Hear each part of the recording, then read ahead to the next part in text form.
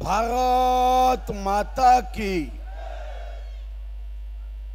आपण सर्वांनी भारत मातेची जय जयकार करताना, जयकारा करताना, जयघोष करताना शक्तीने हात वरती करायचा आहे। भारत माता की, भारत माता की, वंदे वंदे। या मंचावर उपस्थित महाराष्ट्राचे कर्तबगार, तडफदार, राज्याचे नेते व ज्यांचीही चंद्रपूर जिल्ह्याशी कर्मभूमी म्हणून नातं आहे असे या राज्याचे माजी मुख्यमंत्री व आता जनसेवेचं व्रत घेऊन उपमुख्यमंत्री या पदाच्या माध्यमातून सेवा करणारे भारतीय जनता पार्टीचे नेते आदरणीय नामदार देवेंद्र फडणवीस जी, महाराष्ट्राच्या भारतीय जनता पार्टीचे कर्णधार, कुशल संघटक, ज्यांच्या पायाला भिंगरी लागली आहे असे चंद्रशेखर बावनकुळेजी, ओबीसी आयोगाचे आदरणीय अध्यक्ष माजी गृहराज्यमंत्री श्री हंसराज भैया हिरजी, जिल्ह्याचे कुशल कप्तान देवराव भोंगलेजी, महानगराचे कर्णधार श्री डॉक्टर मंगेश कुलवाडेजी, विधानसभेचे आमचे सहकारी युवा नेते आमदार कीर्तिकुमार भांगडिया, दुसरे सहकारी विधानसभेतले आमदार संजीव रेड्डी भूतकुरवार, आर्णी विधानसभेचे आमदार डॉक्टर संदीपजी धुर्वे, माजी आमदार श्री अतुल भाऊ देशकर, मान्य माजी आमदार संजय धोटे, माजी आमदार आशीष देशमुख जी, माजी आमदार परिणयजी फुके, माननीय माजी आमदार सुदर्शनजी दिमकर, ज्येष्ठ नेते श्री हरीश शर्मा जी, प्रमोद भाऊ कडूजी, संध्याताई गुरनुगेजी, चंदन सिंग चंदेल जी, ज्यांनी आज भारतीय जनता पार्टीचा झेंडा हाती घेऊन माननीय देवेंद्रजीच्या नेतृत्वामध्ये प्रवेश केला असे ओबीसीचे नेते श्री अशोक जीवतोडेजी, श्री रमेशजी राजूरकर, मंचावर उपस्थित सर्व आदरणीय भारतीय जनता पार्टीचे ज्येष्ठ श्रेष्ठ नेते, पदाधिकारी, कार्यकर्ते व या सभेला मोदी जी के 9 साल देश के लिए बेमिसाल यासाठी एकत्रित झाले गया व स्वर्गीय इंदिरा गांधी व काँग्रेसनी ज्या हुकुमशाहीनी 25 जून 1975 ला आणीबाणी लावली, त्या आणीबाणी विरुद्ध, त्या आणीबाणीचं स्मरण करत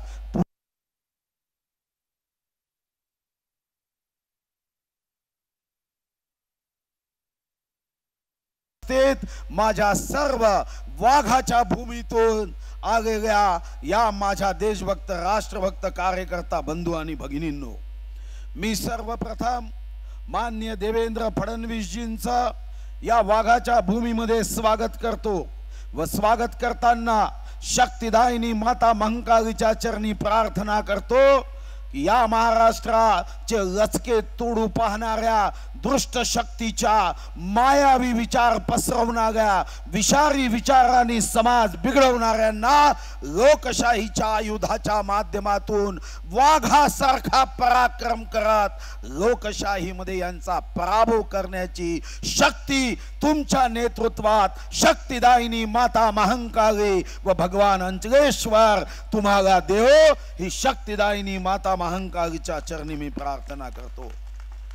आज माननीय देवेंद्रजींनी न्यू आर्किटेक्ट ऑफ इंडिया या मी लिहिलेल्या पुस्तकाचं विमोचन केलं, लोकार्पण केलं, याबद्दलही मी मनापासून धन्यवाद देतो। इंग्रजी पुस्तकाचं विमोचन हे इंदोरमध्ये केंद्रीय उद्योग वाणिज्य मंत्री सोम प्रकाशजींनी केलं आणि आज मराठी आवृत्तीचं विमोचन हे माननीय देवेंद्रजीच्या नेतृत्वात होते आहे। जेव्हा इंग्रजी पुस्तक मी जगातल्या सर्व राष्ट्रप्रमुखांना पाठवलं मला मनापासून आनंद झाला की काही राष्ट्रप्रमुखांनी जेव्हा त्या संदर्भामध्ये उत्तरामध्ये पत्र दिलीत, माननीय मोदीजींचं कौतुक करताना जग थकत नाही हाही अनुभव मला घेता आला। विश्व गौरव देश नायक, गरीबों के मसीहा माननीय मोदीजींच्या हाती देशाची सत्ता दिली आणि या देशामध्ये 9 वर्षामध्ये जो बदल आपण बघतोय हा खरंच 9 साल बेमिसाल असा आहे। जिसने भारत की बंजर भूमि में उम्मीद की नदियां खोदी है, सुन लो सारी दुनिया वालों, उनका ही नाम मोदी है। सरकार कशी असावी याचं उत्तम वर्णन अर्थशास्त्री लोकांनी केलं। या संदर्भात पॉलिटिकल सायन्स राज्यशास्त्रामध्ये ज्यांनी चिंतन केलं, राज्यशास्त्राचे जे चिंतक होते त्या सर्वांनी लोकशाहीचं महत्त्व व्यक्त करत असताना 2 शब्दामध्ये लोकशाहीचं महत्त्व अधोरेखांकित केलं आणि हे लोकशाहीचं महत्त्व होतं, सरकार वह हो जो गरीबों की सुने, सरकार वह हो जो गरीबों के लिए सोचे। मी विश्वगौरव नरेंद्र मोदीजींच्या संदर्भात माननीय देवेंद्रजी बावनकुळेजी अनेक योजना सांगतील, पण जेव्हा मी योजनांची यादी करायला लागलो तेव्हा गरीबों के सम्मान में, किसानों के शान में, नारी से नारायणी तक, महिलाओं की आन बान में अगर कोई खड़ा है तो वो सिर्फ और सिर्फ नरेंद्र मोदी है हा भाव आपण पाहिला। कोरोनामध्ये जेव्हा जग निशब्द झालं होतं, जगातल्या अनेक विकसित देशातल्या प्रमुखांना, पंतप्रधान असतील, राष्ट्रप्रमुख असतील, काय करावं समजत नव्हतं, तेव्हा विश्वगौरव नरेंद्र मोदी कर्मयोगाचा भाव घेऊन निश्चल मनाने 80 कोटी जनतेला मोफत 28 महिने धान्य देण्याचा संकल्प करत होते। अमेरिका सारखा देश आपल्या लोकांची सेवा करण्यासाठी जेव्हा काहीही मोफत देण्याची योजना करत नव्हते तेव्हा गरीबों के शान में मोफत धान्य देऊन माननीय मोदीजींनी एक निर्णय केला। 220 कोटी वॅक्सिन दिले। आज जगामध्ये एकमात्र देश आहे ज्यांनी मोफत वॅक्सिन दिले। 20 कोटी महिलांना 500 रुपये दिले। डीबीटीच्या माध्यमातून डायरेक्ट बेनिफिशियरी ट्रान्सफर 22 लाख कोटी रुपयाचं वितरण केलं। 11.5 कोटी शौचालय बांधून पूर्ण केले। 3.22 कोटी पंतप्रधान आवास योजना बांधल्यात। 9.58 कोटी या ठिकाणी उज्ज्वला गॅस दिले। जय जवान जय किसान त्या किसानासाठी 11.50 कोटी शेतकऱ्यांच्या खात्यामध्ये केंद्राने 6000 आणि आता देवेंद्रजीच्या नेतृत्वात राज्यांनी 6000 12,000चा निर्णय केला।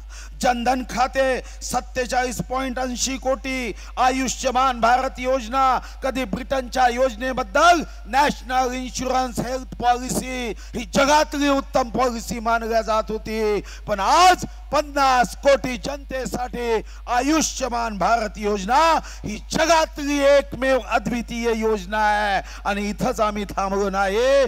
देवेंद्रजींनी निर्णय केला की महात्मा ज्योतिराव फुले जन आरोग्य योजना आता 1,50,000 वरून आता आम्ही सुद्धा 5 लाख रुपये केली।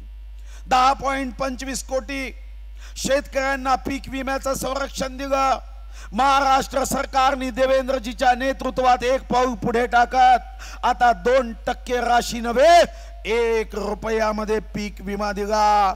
असंघटित कामगार यांना 44.60 कोटी असंघटित ज्यांचा हातावर पोट आहे, शेष नागावर पृथ्वी नाही, असंघटित कामगाराच्या मुठ्ठीवर ही पृथ्वी आहे। 44.60 कोटी असंघटित कामगारांना विमा दिला। एम्स तर एक होतं, माननीय मोदीजींच्या नेतृत्वामध्ये अटलजींनी 6 आणि माननीय मोदीजींनी 15-22 एम्स केले। मेडिकल कॉलेज 387 होते, आज 596, 209 ची वाढ झाली। सॉइल हेल्थ कार्ड 23 कोटींनी या ठिकाणी दिले। IIT 16 वरून 23.7 ने वाढली। ट्रिपल IIT 9 वरून 25, 16 ने वाढली। IIM 13 वरून 20.7 ने वाढली। विद्यापीठ 723 वरून 1043, 320 ने वाढली। गतिशक्ती, हायवे, 8 किलोमीटरचा हायवेचा वेग माननीय मोदीजीच्या नेतृत्वात गडकरींनी 36 किलोमीटर ते 38 किलोमीटर केला। आज जिथं जा तिथं मस्त रस्ते आहे। वंदे भारत ट्रेन असेल, रेल्वे स्टेशनच्या माध्यमातून 9 पट रेल्वेचं बजेट वाढवलं। 2,40,000 कोटी या वर्षी रेल्वेच्या बजेटमध्ये ठेवले। अगोदर 74 एअरपोर्ट होते, 66 वर्षात 74 एअरपोर्ट, 9 वर्षात त्यामध्ये 74 एअरपोर्टची भर पडली। वॉटरवे 111 केले, 81 लाख बचत गटाचं सक्षमीकरण केलं। मुद्रा योजना, स्टँडअप योजना, स्टार्टअप योजना, नारी से नारायणी तक, आत्मनिर्भर भारत, जय जवान, जय किसान, जय विज्ञान, जय अनुसंधान, सबका साथ, सबका विकास, सबका प्रयास, सबका सम्मान। $5 ट्रिलियन इकॉनॉमीचं स्वप्न ज्या ब्रिटननी आमच्यावर राज्य केलं, तो ब्रिटन सुद्धा सॉफ्टवेअर मागायचं असेल तर भारताचे पाय धरतो आणि सांगतो की आम्हाला तुमच्या वॅक्सिनचं सर्टिफिकेट देण्याचं सॉफ्टवेअर द्या। इथंच मोदीजी थांबले नाही। प्रभू रामाचं मंदिर असेल ज्याचा संबंध आता चंद्रपूरशी आहे, चंद्रपूरनी देशामध्ये जगामध्ये प्रभू रामाच्या मंदिरासाठी काष्ट पाठवण्याचं सौभाग्य कोणाला लाभलं असेल तर चंद्रपूरकर जनतेला लाभलं। जब भी प्रभु राम, बंधु लक्ष्मण, माता सीता और सेवक हनुमान जी जब भी गर्भगृह में दरवाजे को देखेंगे तो याद तो चंद्रपुर की करेंगे और चंद्रपुर की जनता को आशीर्वाद देंगे। 4 धामची यात्रा असेल, भगवान काशी विश्वनाथचं मंदिर असेल, उज्जैनचं मंदिर असेल, बौद्ध सर्किट असेल, महामानव डॉक्टर बाबासाहेब आंबेडकर पंचतीर्थ असेल, पायाभूत सुविधामध्ये काँग्रेसच्या 10 वर्षापेक्षा 2 पट नव्हे 2.5 पट निधी खर्च करण्याचं एक कार्य या देशाच्या प्रगतीसाठी केलं। 370 कलम हटवण्याचा निर्णय माननीय मोदीजींनी केला। मला आठवतं की तेव्हा एक व्हिडिओ व्हॉट्सअपवर फिरत होता, जेव्हा फारूक अब्दुल्लांना विचारलं की मोदीजी 370 हटा सकते हैं क्या, तेव्हा फारूक अब्दुल्लाचं हास्य बघा। रावण सुद्धा एवढा विराट हसला नसेल, रावणापेक्षाही असं हास्य होतं कि रावण सुद्धा फारूक अब्दुल्लांना जर भेटला तर म्हणे रिश्ते में फारूक जी आप हमारे बाप लगते हो, क्या हसते थे। 370 मोदीजींनी 25 जन्म घेतले तरी हटणार नाही। 370 तर हटलंच, पण आता लाल चौकामध्ये तिरंगा झेंडा फडकवला जातो आहे। जहां बॉम्ब के गोले फेंके जाते थे, हमारा भाई राहुल गांधी और बहन प्रियंका दीदी अब बर्फ के गोले फेंक रहे हैं और चेहरे पे क्या हंसी है राहुल जी के, प्रियंका दीदी के। ये हंसी कांग्रेस के राज में कभी नहीं आ सकती। ये हंसी आ सकती है तो सिर्फ और सिर्फ मोदी जी के राज में आ सकती है।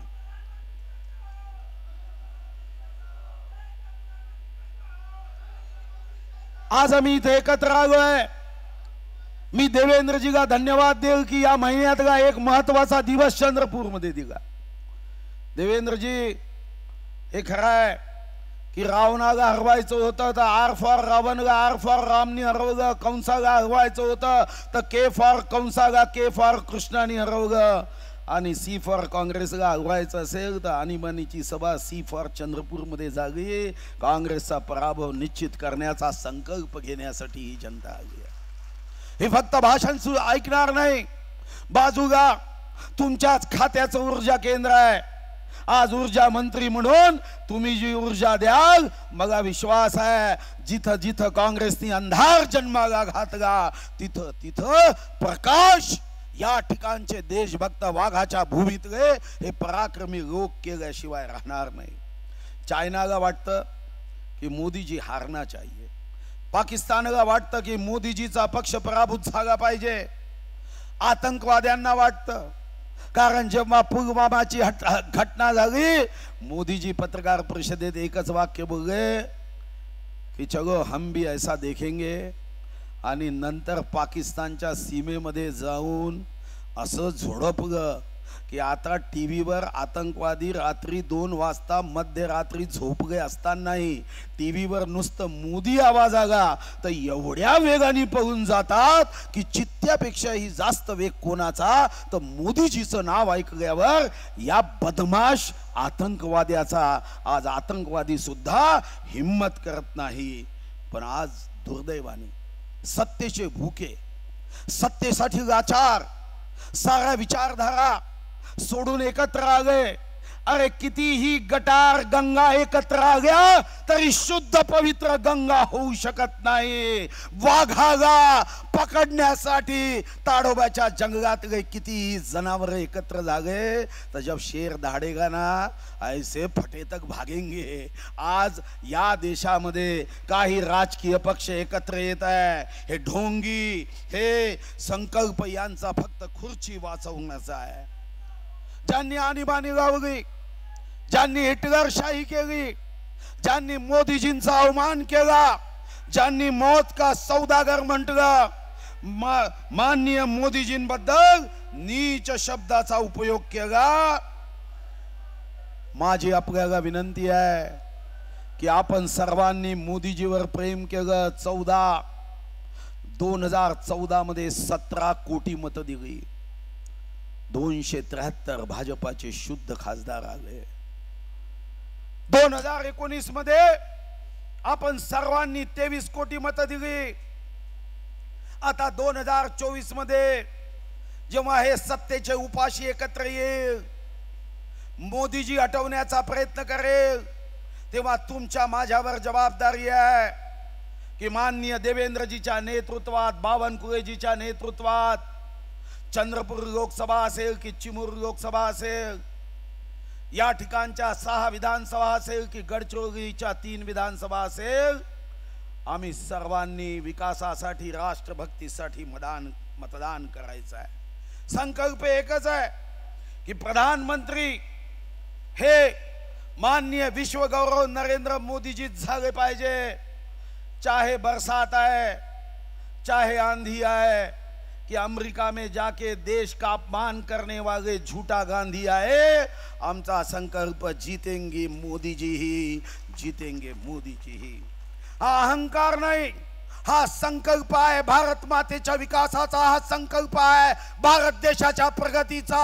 हा संकल्प आहे या देशाला विश्वगौरव करण्याचा. सत्याच्या या युद्धात, जेव्हा धर्माचं युद्ध आहे, जेव्हा विकास विनाशाचं युद्ध आहे, जेव्हा प्रगती अधोगतीचं युद्ध आहे, तेव्हा चंद्रपूरकर जनता, या चंद्रपूर जिल्ह्यातील जनता सत्याच्या बाजूने उभी राहील, धर्माच्या बाजूने उभी राहील, प्रगतीच्या बाजूने उभी राहील, विकासाच्या बाजूने उभी राहील. पण आज तर संकल्प आहे, एकदा शक्तिदायिनी माता महाकालीचं स्मरण करा, भगवान अंचलेश्वराचं स्मरण करा. मनातल्या मनात प्रतिज्ञा घ्या, मनातल्या मनात शपथ घ्या की माझी जात कोणती असेल, धर्म कोणता असेल, वंश कोणता असेल, पंथ कोणता असेल, रंग कोणता असेल, उंची कोणती असेल, वय कोणतं असेल, वजन कोणतं असेल, पण माझं गोत्र भारत माता आहे. आणि भारत मातेचा जो खरा सुपुत्र आहे, विश्वगौरव जननायक माननीय नरेंद्र मोदीलाच माझं मतदान जाईल. मी आपल्याला एकदा माननीय मोदीजींना, बावनकुळेजी जेव्हा चंद्रपूरच्या सभेची कॅसेट पाठवेल तेव्हा मोदीजींनाही वाटलं पाहिजे की मी 18 तास काम करतो, 9 वर्षात 1 दिवस सुट्टी घेतली नाही, दीपावली भी मनाई तो सीमा पे जाके मनाई, शांति से जब सारी विरोधी पार्टियां गंदे शब्दों का इस्तेमाल कर रही थी, उस समय में भी मैं देश का गौरव बढ़ा रहा था, देश का विश्व गौरव बनाने के लिए काम कर रहा था. एक ही हात प्रतिज्ञेविता राहता कामा नये. फक्त त्याला सूट आहे ज्याचा हात हा वरती होऊ शकत नाही, जिसका हाथ सनी देओल से 2.5 किलो से भी बहुत ज्यादा है. हाथ की शक्ति चली गई है, अब तुम्हारे हाथ की शक्ति जाना नहीं चाहिए. एकदा सर्वांनी मूठ बंद करायची आहे, आकाशात मूठ वरती न्यायची आहे, मनात संकल्प करायचा आहे की माननीय मोदी जी आगे बढ़ो. तुम्ही सांगायचं आहे की हम मोदी जी आगे बढ़ो, हम आपके साथ है. विश्व गौरव, देश गौरव, जननायक मोदी जी आगे बढ़ो. विश्व गौरव, देश गौरव, जननायक माननीय मोदी जी आगे बढ़ो, माननीय मोदी जी आगे बढ़ो। ही फक्त मूठवरती केली नाही, मनातल्या मनात शपथ घेतली आहे, चूक करायची नाही। आता निवडणुकीत काय नाही, एक झटका ईवीएम मशीन को मोदी जी के कमल का वोट देना, और जो कांग्रेस ने आनी बानी लगाकर इस देश का खून पिया है, जिस आनी बानी लगाकर जबरदस्ती से नसबंदी की है, जिन कांग्रेसियों ने सगे भाई बहन को एक ही खटिया पे कपड़े उतार के सुलाया है, चुनाव में उनके कपड़े उतारना का हमारा संकल्प है। बहुत बहुत धन्यवाद।